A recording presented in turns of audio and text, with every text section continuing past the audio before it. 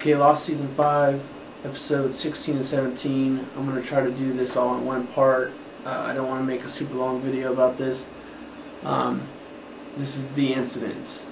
Well, we start off with Jacob and another man looking at the ocean.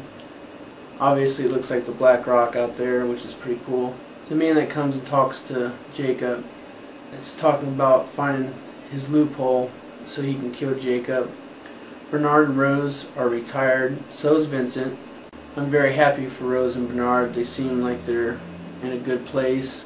Okay, that look that Sawyer gave to Kate, ouch.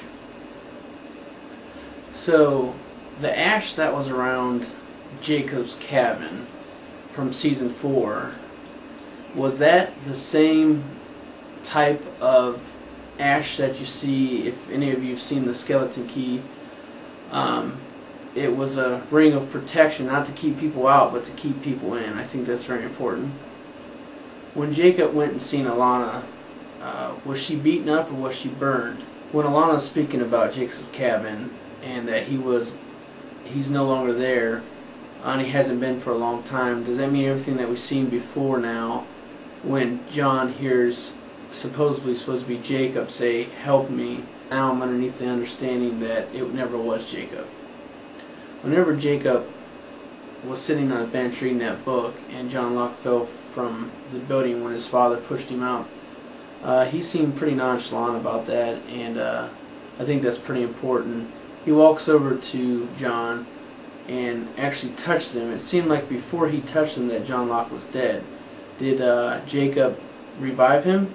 When John and Ben and Richard all come back to the beach that the Losties were on for all that time from Season 1 up, Sun finds the ring that Charlie left for Claire, the drive shaft ring, before he went to die, in the looking glass.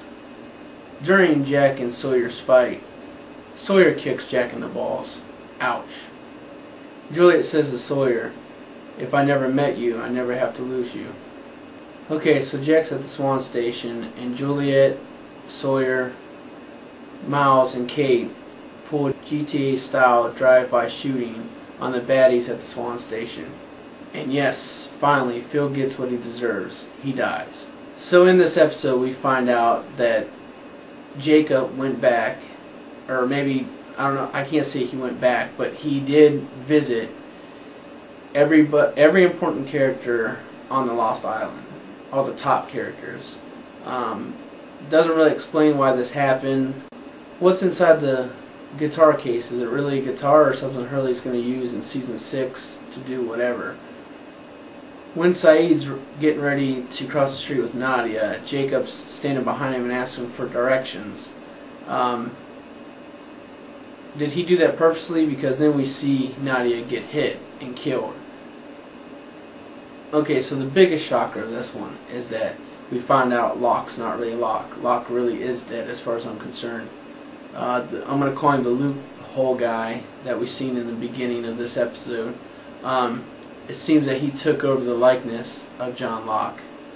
I don't know how he did it, but that was awesome. I didn't see this one coming. So the guy that really isn't John Locke, he kills Jacob, but Jacob says they're coming. And it's very important that we realize now that after all these last episodes we watched, we was thinking that, man, there's some reason that John Locke is, he's very confident in what he's doing, and we find out now that it never was John Locke to begin with. So where do we go from here? Season 6 starts in, what, 8 months? I'm guessing if they start in January of 2010. Leave a comment down here at the bottom. Let me know what you think. Thanks for watching, and please rate.